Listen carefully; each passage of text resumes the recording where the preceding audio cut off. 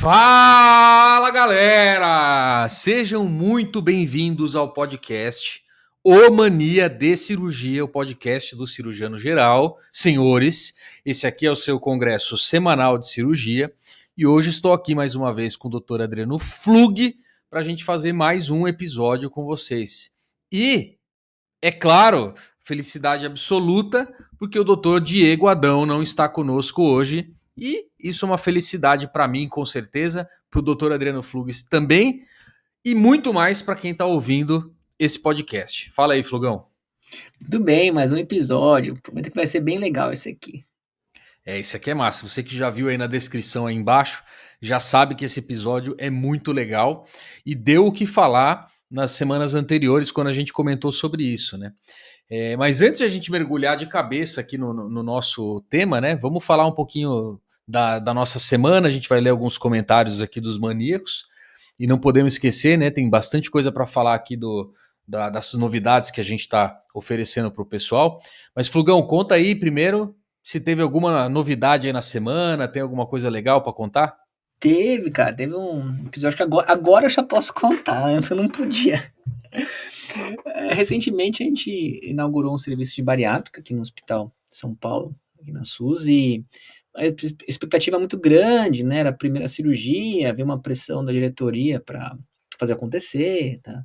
A equipe toda multidisciplinar, né? Os coordenadores. Estava muito tenso, porque era a cirurgia que representava muito, né? Algumas vezes o cirurgião tem esses momentos na vida. Cara, só que uma coisa é você operar com a sua equipe, né? Outra coisa é operar com alguém que não é da sua equipe, que talvez não tenha tanto mão na cirurgia em questão, seja oncológico ou não, bariátrica, enfim. Né? Com residentes que estão em fase de aprendizado, mesmo que sejam mais experientes. Então é um ambiente hostil, né? Por mais que você selecione o caso, o material não está padronizado por completo, enfim. Bom, aí eu acabei fazendo um bypass com um fio que eu não estou acostumado, que é só havia um fio farpado, 2.0. E geralmente eu faço uma anastomose gastroenterô com caprofil 3 zeros, eu gosto mais do PDS 3 zeros, é o fio que eu mais gosto. Né? Não tinha, só tinha esse, né? E a agulha era mais grossa mesmo, mas foi, né? Fiz a anastomose e tal, a gastroenterô, eu faço que nem um almino preconiza, você faz o primeiro bypass, a gastroenterô, depois você faz a enteroenterô no final, né? Ela se apresenta. Cara, pela primeira vez em 10 anos, justamente nessa cirurgia, com o coordenador do serviço do lado, com toda a expectativa, o azul positivou a anastomose. Caramba! Saiu uma pintinha de azul, cara. Eu falei, cara, quando eu olhei aquele azul, cara, meu coração saiu pela minha boca. A minha mão formigava, cara. E eu via um cenário dizendo, cara, eu vou ter que refazer essa anastomose com um fio que eu não tô acostumado, com uma equipe cansada, já estressada, porque o assistente fazia a câmera, apresentava, o residente vinha, intervia. Eu tava conduzindo até que bem, mas o pessoal já tava cansado, né? Foi aos trancos e barrancos. Cara, e eu vi aquele cenário, cara, eu vou. Aí já vi o consultório atrasando, paciente complicando, a primeira cirurgia. Cara, começou a desenhar. Eu não sei se você também tem essa sensação de pegar um evento e desenhar tudo que pode acontecer com ele. Você tem isso? Não nesse nível, eu acho. Nossa, cara, eu desenhei a semana, o mês, o futuro, cara. A minha cabeça entrou numa espiral, né?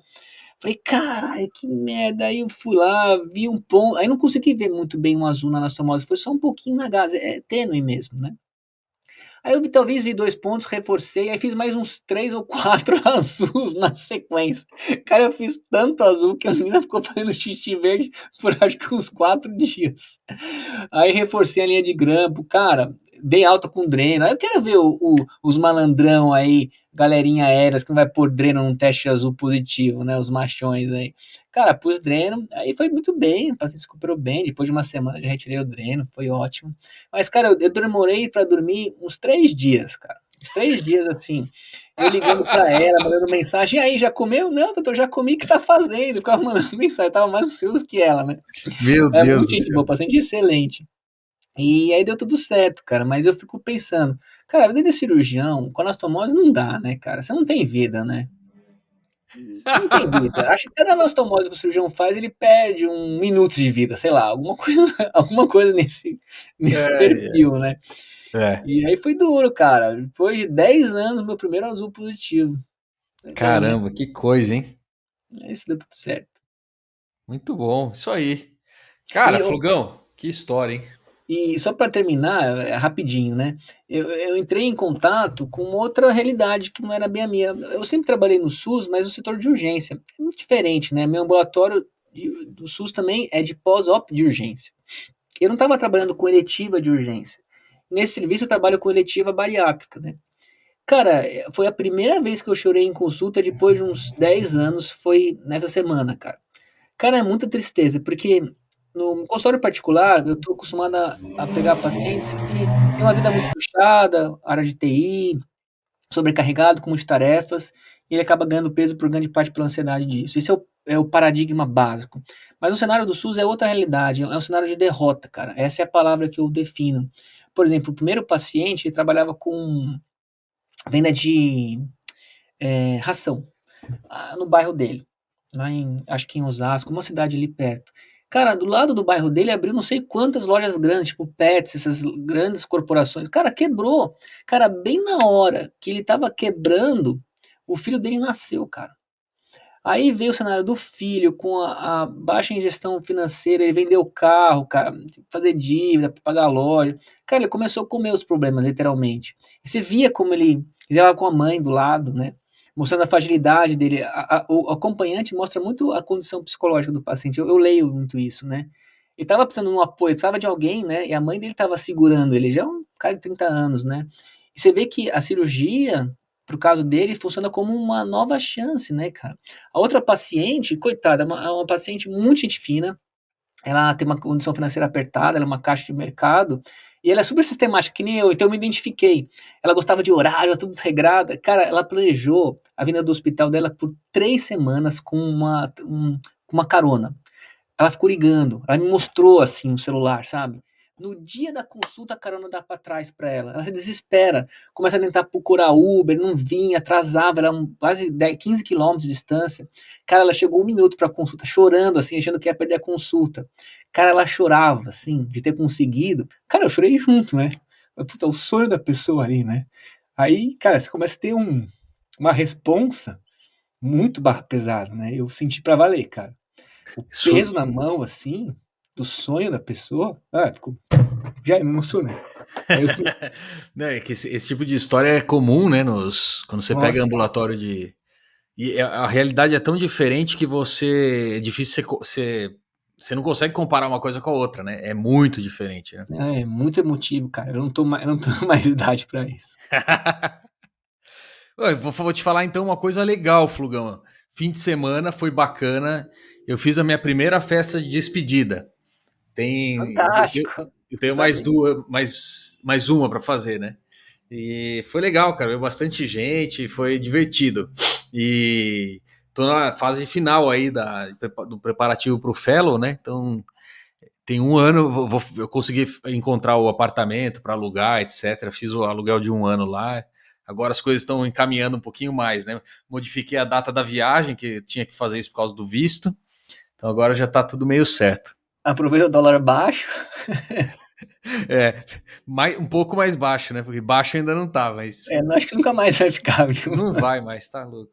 Muito bom, Flugão, vamos dar sequência então, senão o pessoal que tá ouvindo aqui o podcast vai achar que isso aqui é mais um de mania de filosofia, só que sem o Diego, que seria um negócio meio bizarro, né? É, Porque, porque pelo menos eu e você fica 50%, 50%.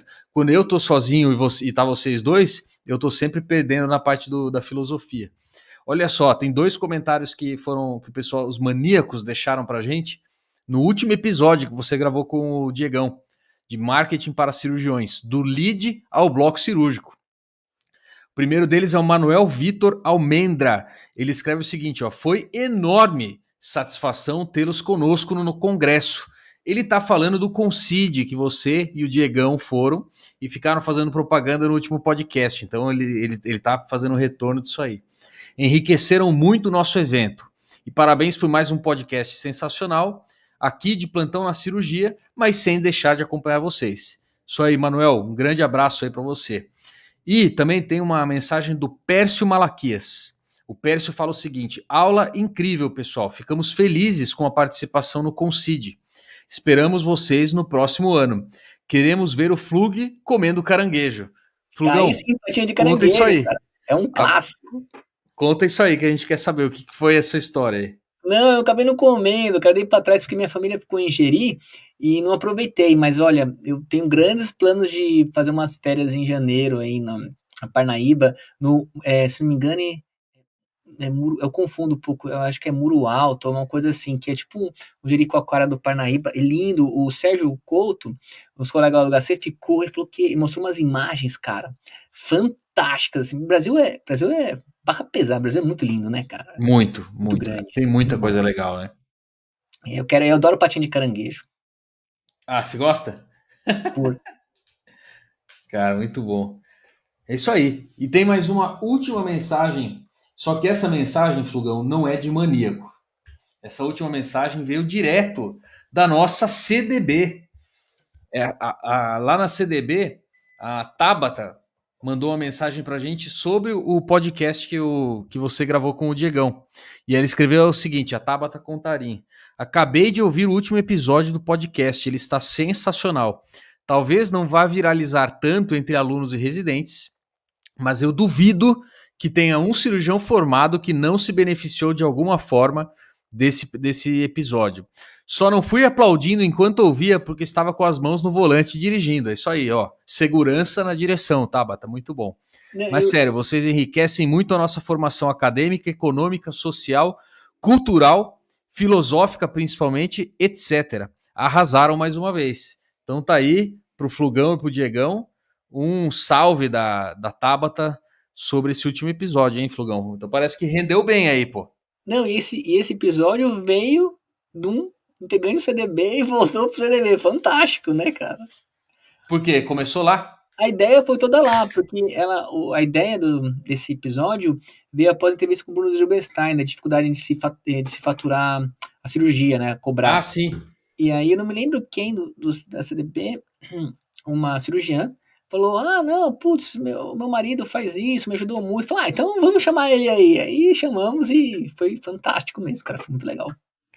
Que legal, né? Deu muito certo isso aí. Muito bom. Flugão, antes de a gente prosseguir, eu acho que a gente podia soltar a mensagem do nosso patrocinador, né? O que você acha?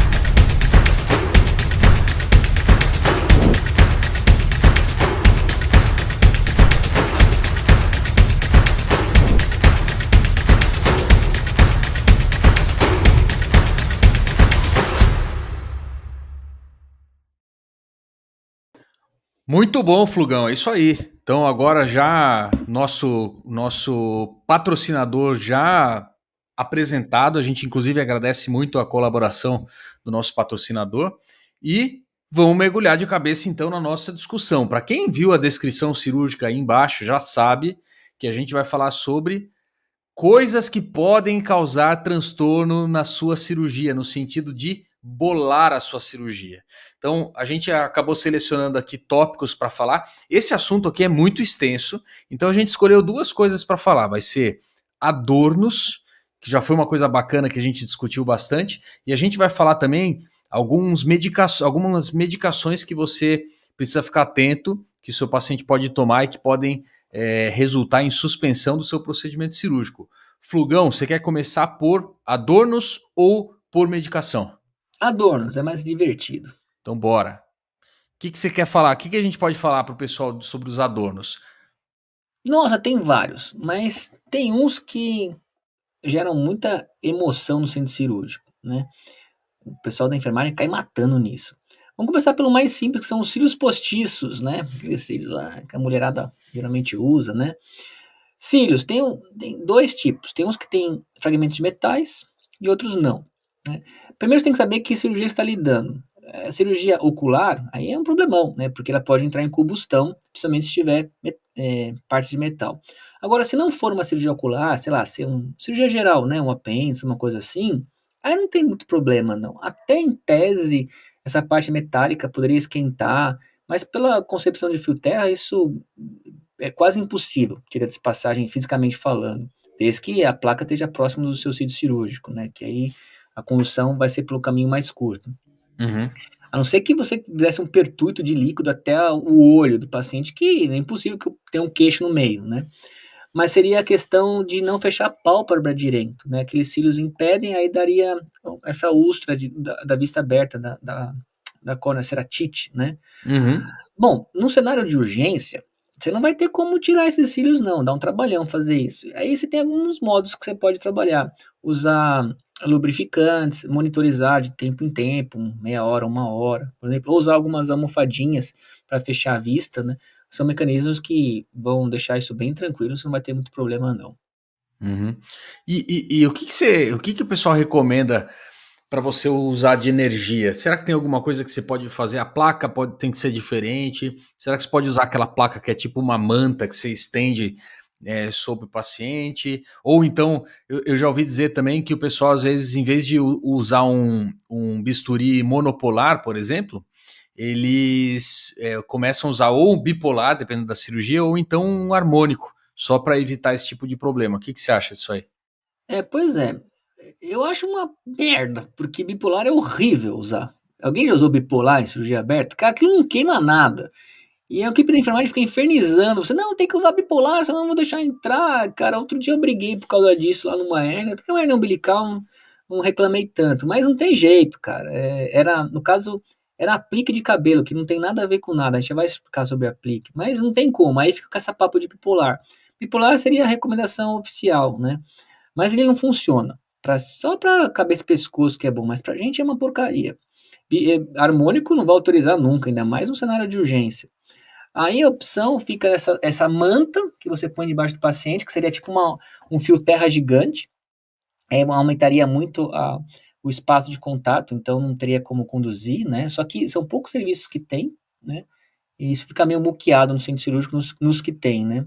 Uhum. Mas fisicamente falando, se a placa estiver próximo do seu sítio cirúrgico, pela concepção do menor caminho, né, não tem como você esquentar um piercing, alguma coisa, desde que esteja distante do seu centro cirúrgico. Né? A principal questão aqui seria o piercing, né, para conduzir Uhum. eletricidade.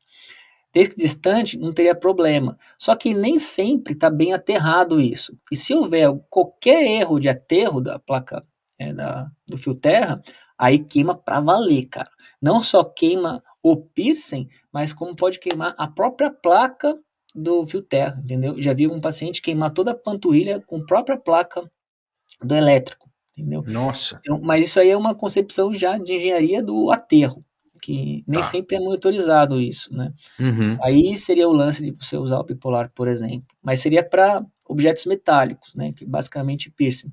Mas já puxando o gancho do aplique de cabelo, alguns têm metais, mas é raro. Quase que absoluto, são só cabelos sintéticos, uma coisa assim, né? E aí a questão é mais úlcera de decúbito, de apoiar. Né? Você protegendo com coxinha não tem problema, não tem nada a ver com elétrico, mas não adianta você conversar com as pessoas que não entendem física, elas não, né, não vai, né? Apesar das leis de física nunca mudarem, algumas pessoas não entendem. E tem o lance do gel também de cabelo.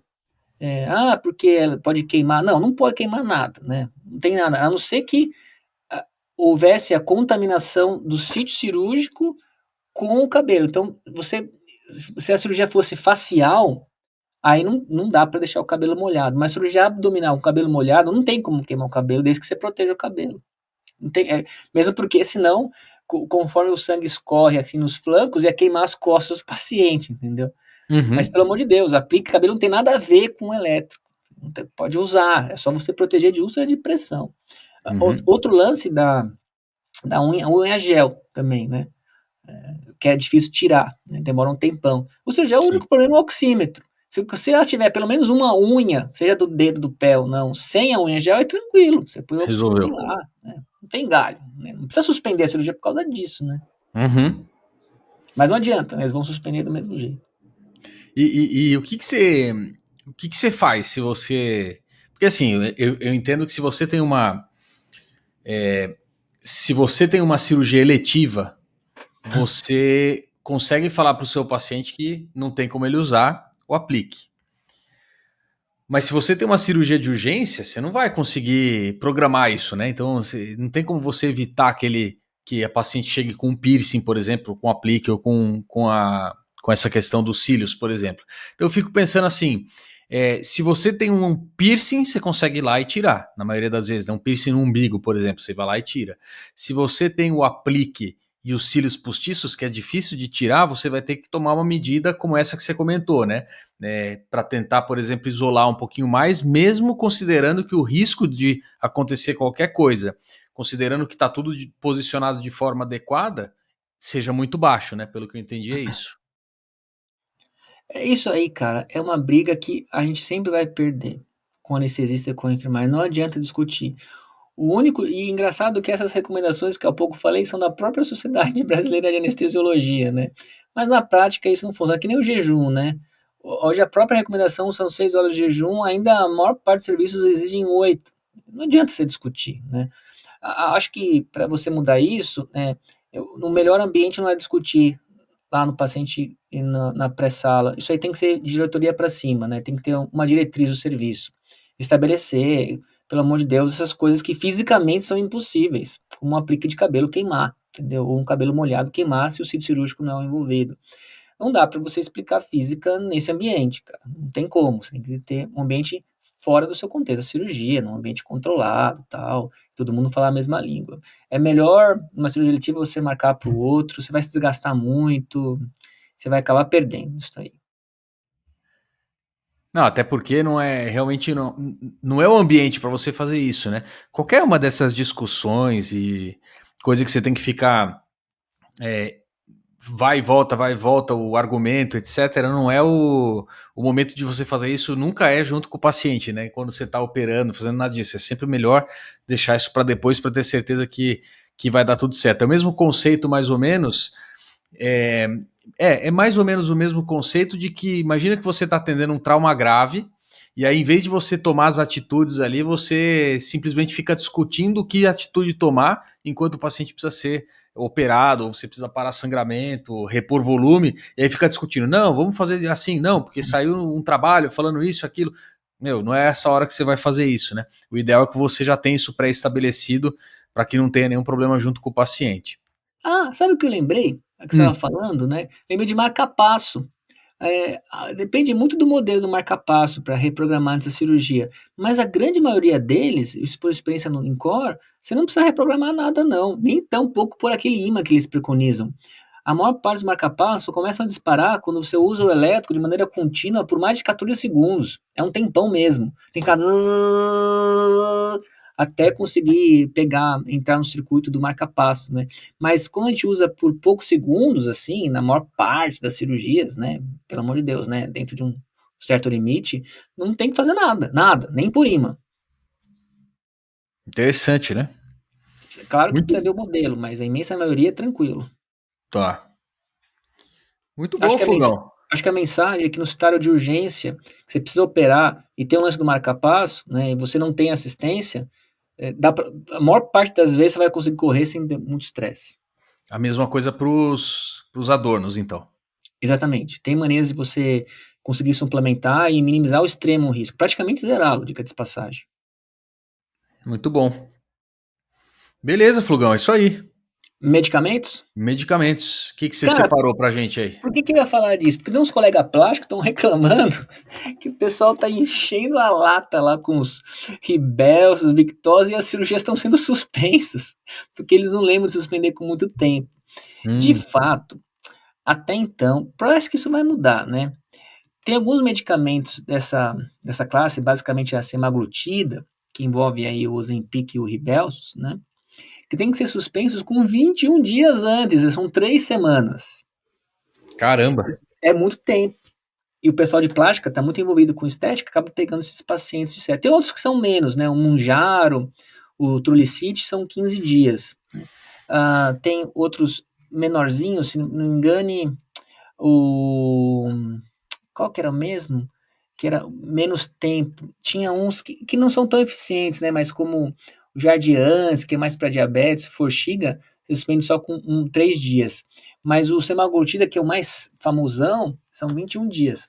Até tem um jeito, né, de você tentar fugir da bolada da anestesia por isso. Você sabe, né, do lance do...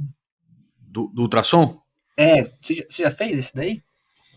Putz, eu nunca fiz para isso, né? Como uma avaliação pré-op. Mas eu uso a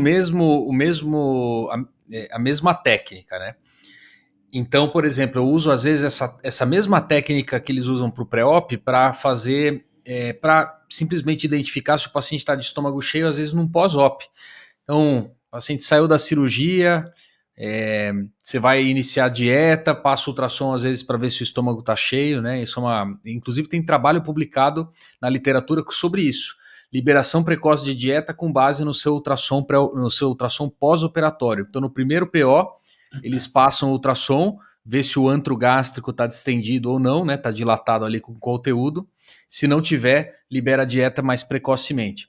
Outra coisa que eu tenho usado um princípio bem semelhante é para os pacientes que estão no pós-op, por exemplo, segundo PO, terceiro PO, e eles começam a ficar com náusea e vômito. E aí, a tendência habitual do cirurgião é falar, bom, esse paciente deve estar entrando em ilho, né, num ilho pós-operatório, vou passar uma sonda. Então eu faço o ultrassom antes para ver se o estômago de fato está cheio, porque às vezes a náusea e o vômito não é por distensão gástrica, né? Então eu passo o ultrassom ali na região do antro gástrico e às vezes eu tento ver também, isso pela região epigástrica, né?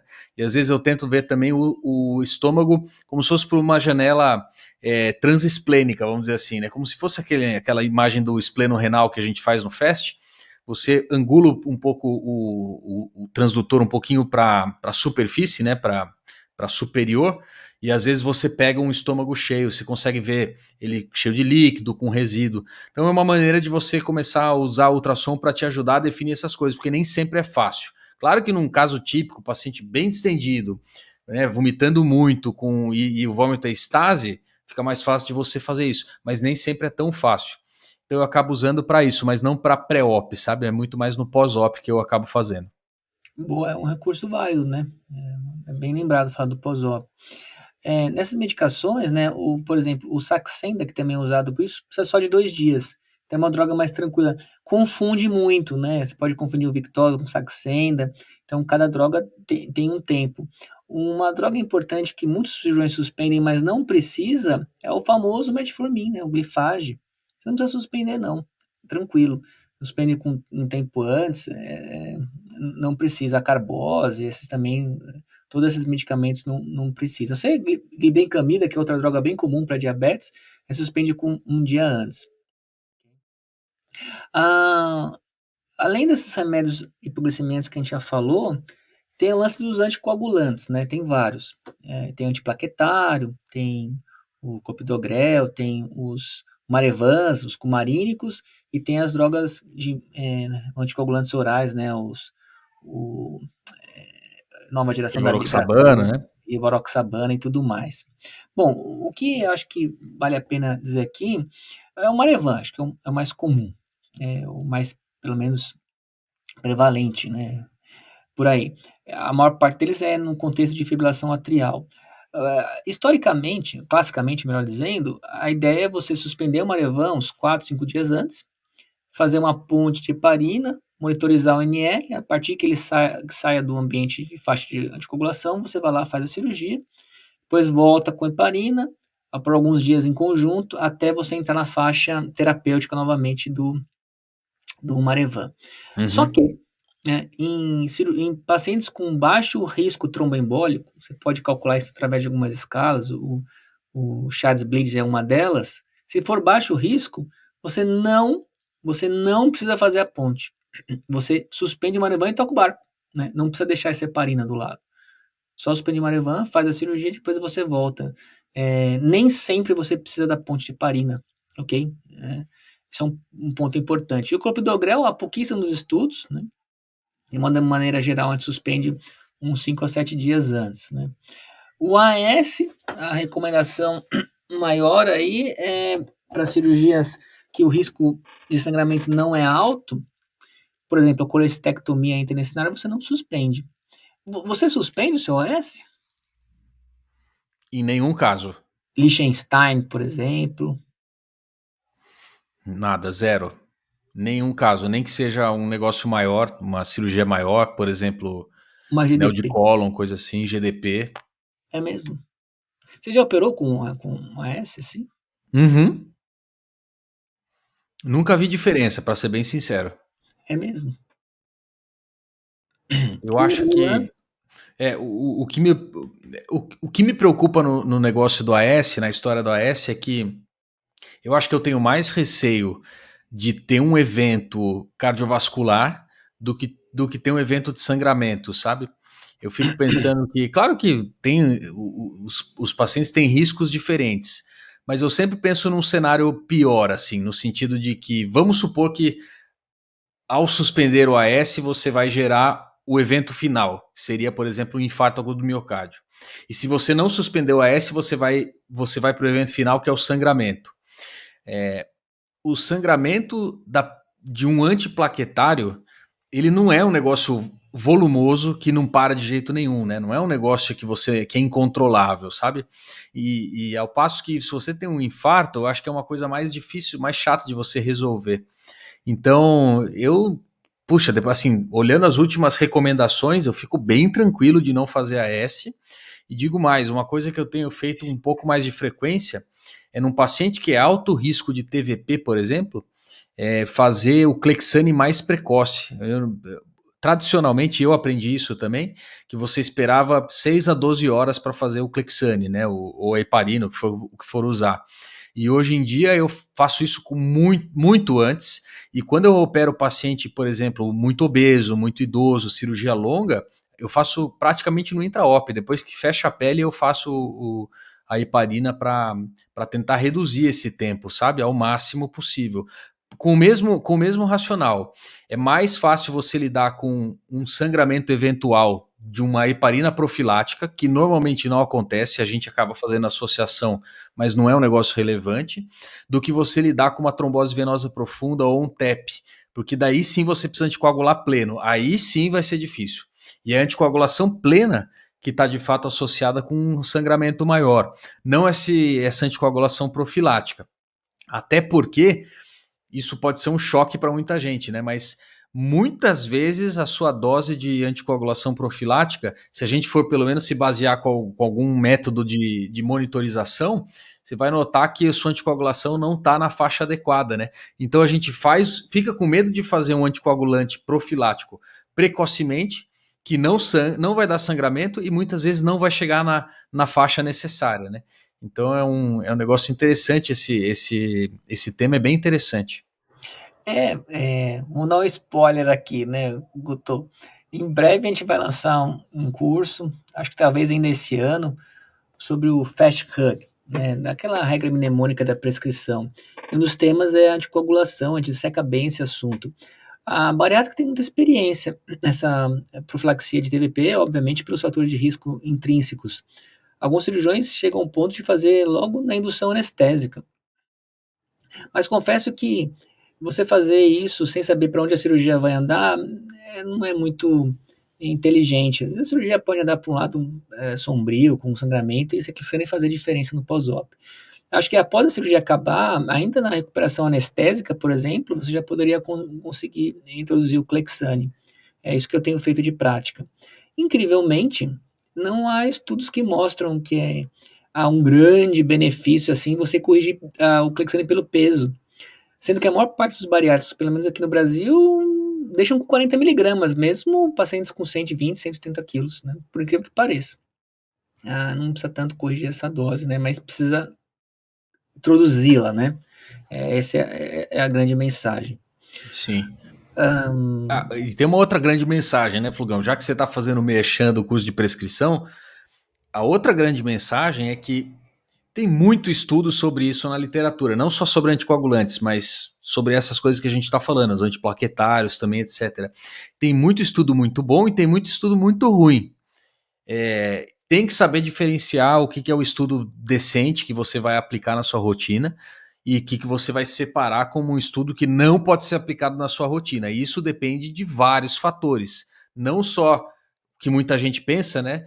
Não tem nada a ver com a revista que ele é publicado, não tem nada a ver se o estudo é randomizado ou não. Quer dizer, às vezes você tem um estudo randomizado que é ruim e às vezes você tem um estudo que é retrospectivo que é muito bom.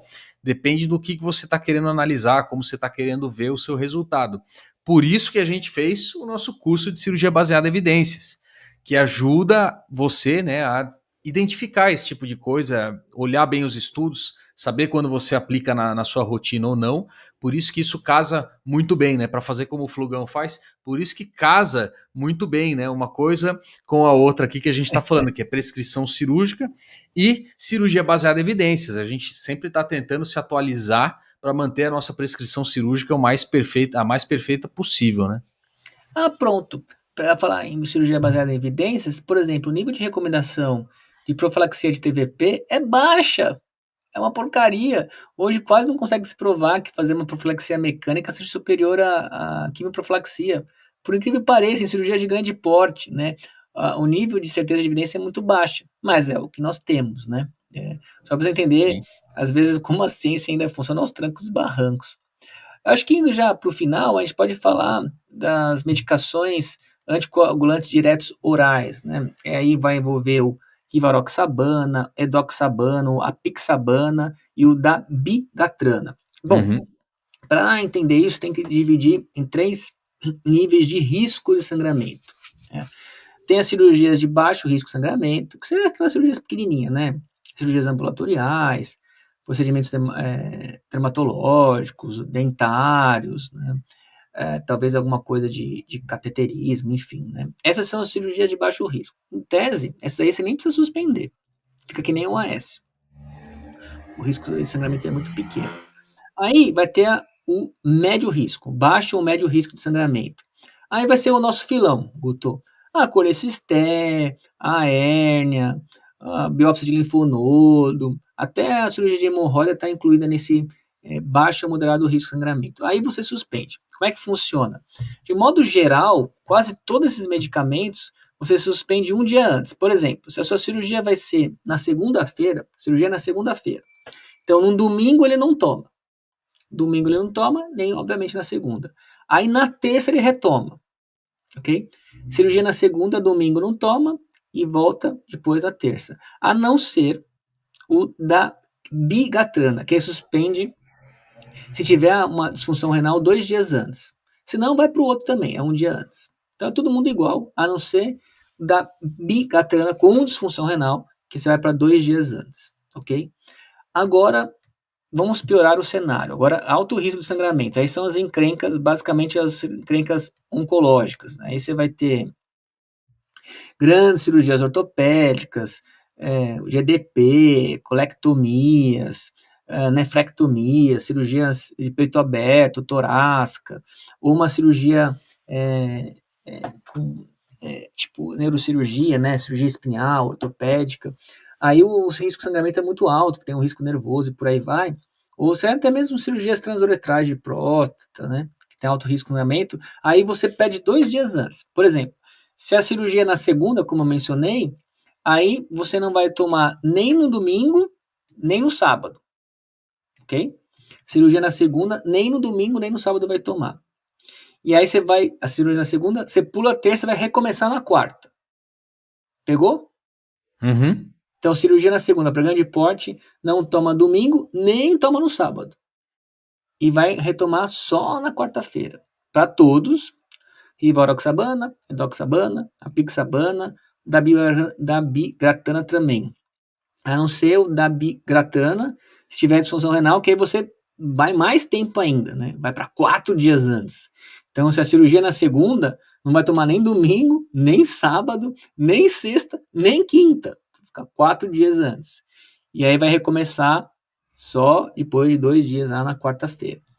De modo geral, para não ficar confuso, cirurgias, o filão da cirurgia do dia a dia do cirurgião geral. Toma, um dia antes você não toma. Corrige para disfunção renal nabigatana. Cirurgia de grande porte, 2 dias antes você não toma. Corrige para disfunção renal nabigatana. Na cirurgia de médio porte, cirurgião geral, você começa no dia seguinte. Se for cirurgia de grande porte, pula mais um dia. Esse é o resumão. Então, 2 antes, 2 depois numa de grande porte, um antes, um depois numa de pequeno ou médio porte. Exatamente. Putz, é uma confusão isso aí, né? Porque cada hora surge um remédio novo, os nomes são parecidos, você se confunde muito, né? O ideal é que você tenha uma colinha disso aí, né? Pra ter certeza. É só fazer tem que fazer aquele screening bom com o seu paciente antes de operar para você saber o que indicar para ele, né? Fala, Flugão. Sabe onde tem essas colinhas? No CDB, cheio de colinhas. Lá tem muita coisa, né? Sabe Tem que eu um tava lugar. olhando, o meu celular e olha que eu não baixo tudo. Assim, às vezes eu mando coisa pelo computador e não baixo no meu celular. Cara, mas eu fiquei impressionado. Tem 6.000 coisas lá dentro, que são entre vídeos, documentos que a gente manda ou links. 6.000, cara, olha isso. É Olha a infernal, cara. Os quantidade de caras não coisa. param de falar. Mas olha a quantidade de coisa que a gente discute, né?